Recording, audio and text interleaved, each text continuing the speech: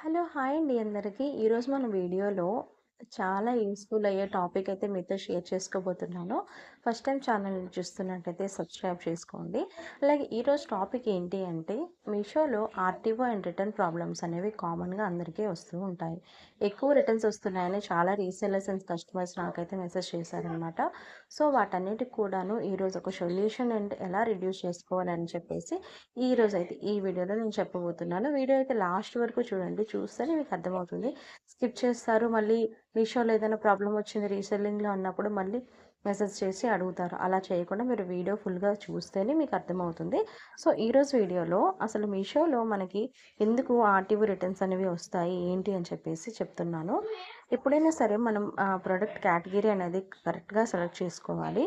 ఇప్పుడు ఒక శారీ ఉందనుకోండి. శారీ మీరు చాలా బ్రైట్‌గా ఎడిట్ చేసేసి పిక్ మీరు అప్‌లోడ్ చేశారు. కానీ కస్టమర్‌కి ప్రొడక్ట్ వెళ్ళినప్పుడు అది ఆ విధంగా లేదు. డల్‌గా ఉంది. అలాంటప్పుడు ఏం చేస్తారు కస్టమర్? తప్పకుండా రిటర్న్ చేస్తారు కదా! ఇప్పుడు ఒక జ్యువెల్లరీ మనం అప్‌లోడ్ చేశామనుకోండి. అది కస్టమర్‌కి చూసిన వెంటనే అట్రాక్టివ్‌గా కనిపిస్తుంది. అక్కడే మీరు డిస్క్రిప్షన్‌లో ప్రీమియం క్వాలిటీ జ్యువెల్లరీ అని చెప్పి మెన్షన్ చేస్తారు. కానీ కస్టమర్‌కి వెళ్ళేటప్పుడు మీరు పూర్ క్వాలిటీ పంపిస్తారు. డిస్క్రిప్షన్ ఒకటి, మీరు పంపించే క్వాలిటీ ఒకటి.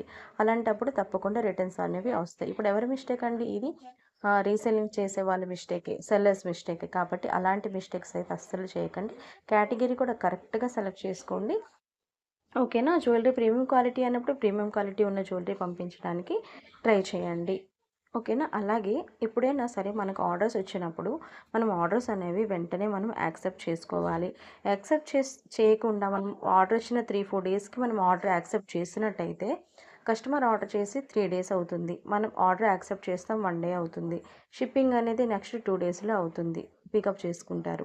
అలాంటప్పుడు ఏమవుతుంది? ఆర్డర్ అనేది డిలే అవుతుంది. అప్పుడు కూడాను కస్టమర్స్ రిటర్న్ చేసుకునే ఛాన్సెస్ అనేవి చాలా ఉంటాయి. సో, అలా ఎప్పుడూ చేయకండి. మీ దగ్గర ప్రొడక్ట్ రెడీగా ఉన్నట్టు చూసుకోండి. అప్పుడు మీరు వెంటనే ఆర్డర్ వచ్చిన వెంటనే యాక్సెప్ట్ చేయండి. యాక్సెప్ట్ చేసి వెంటనే మీరు షిప్పింగ్ చేయడానికి కూడా ట్రై చేయండి. అలాంటప్పుడు ఆర్‌టిఓ రిటర్న్స్ అనేవి రావన్నమాట. ఎక్కువగా మనకి రిటర్న్స్ వస్తే మాత్రం మనకి పెనాల్టీ అనేది పడుతుంది. అలా ఎప్పుడూ చేయకండి. మనం రిటర్న్స్ రాకుండా మనంతట మనమే రిడ్యూస్ అనేది చేసుకుంటూ ఉండాలి. ఒక్కసారిగా ఎప్పుడైతే ఆర్డర్స్ రిటర్న్స్ వస్తాయో అలా అని చెప్పి మీ రీసెల్లింగ్ అనేది లాస్ అవుతుందని, బిజినెస్ ఆగిపోతుందని అస్సలు అనుకోవద్దు. అలా ఏమీ కాదు. మీరు రిటర్న్స్ అనేవి రిడ్యూస్ చేసుకుంటే ఆటోమేటిక్‌గా అవే మనకి రిటర్న్స్ అనేవి తగ్గిపోతాయన్నమాట. సో, ఇలాంటి చిన్న చిన్న మిస్టేక్స్ అన్నీ కూడా మీరు కొంచెం గమనించండి. గమనించి మీరు సరిగ్గా క్వాలిటీ ఏంటి, ప్రొడక్ట్ డిస్క్రిప్షన్‌లో ఏదైతే మెన్షన్ చేస్తారో అదే పంపించండి. ఇప్పుడు ప్రెజెంట్ ఒక టీ షర్ట్ ఉందనుకోండి. Girls T shirt. ఆ సైజ్ వచ్చేసి మీరు ఎస్ అని పెట్టారు. కస్టమర్ కూడా ఎమ్ అని సెలెక్ట్ చేసుకున్నారు. మీ దగ్గర ఎస్ సైజే ఉంది. మీరు ఎస్ పంపించేశారు. అలా ఎప్పుడు మిస్టేక్స్ చేయకండి. అలాంటప్పుడు ఏమవుతుంది? కస్టమర్ తప్పకుండా నేను ఎమ్ ఆర్డర్ చేశాను, ఎస్ పంపించారని చెప్పి వాళ్ళైతే రిటర్న్స్ చేసే ఛాన్సెస్ ఉంటాయి. ఎగ్జాంపుల్ చెప్తున్నానండి. ఇలాంటి మిస్టేక్స్ అన్నీ కూడా చిన్న చిన్నవి చేయకండి. ఓకేనా? మీరు క్యాటలాగ్ పిక్‌లో ఏదైతే మెన్షన్ చేస్తారో, అలాగే ఏదైతే పిక్ ఉందో రియల్‌గా తీసి జస్ట్ ఎడిట్ చేసి పంపెట్టండి. మరీ బ్రైట్‌గా శారీస్ కలర్స్ బ్రైట్ పెంచేసి అప్‌లోడ్ చేయకండి. మళ్ళీ మీరు పంపించేటప్పుడు అది లైట్‌గా కనిపించొచ్చు. అలాంటప్పుడు కస్టమర్ తప్పకుండా రిటర్న్ చేస్తారు. మాక్సిమం ఏంటి అంటే రిటర్న్స్ ఎక్కువగా రాకుండా చూసుకోండి. ఓకేనా?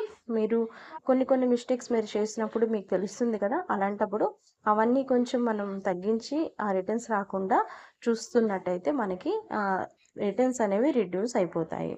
సో, ఓకేనా? మీకు అర్థమైందని అనుకుంటున్నానండి. మీకు ఏదైనా డౌట్ ఉంటే తప్పకుండా కామెంట్ చేయండి. మీ డౌట్‌నైతే నేను క్లియర్‌గా చెప్తాను. అలాగే వీడియో కూడా చేయడానికి ట్రై చేస్తాను. అలాగే మరిన్ని అప్డేట్ కోసం బెల్ ఐకాన్ యాక్టివేట్ చేసుకోండి. ఈ వీడియో మీకు నచ్చినట్టయితే తప్పకుండా లైక్ చేయండి. నెక్స్ట్ వీడియోలో మంచి టాపిక్‌తో మీ ముందుకొచ్చేస్తాను. Please subscribe. Thank you for watching.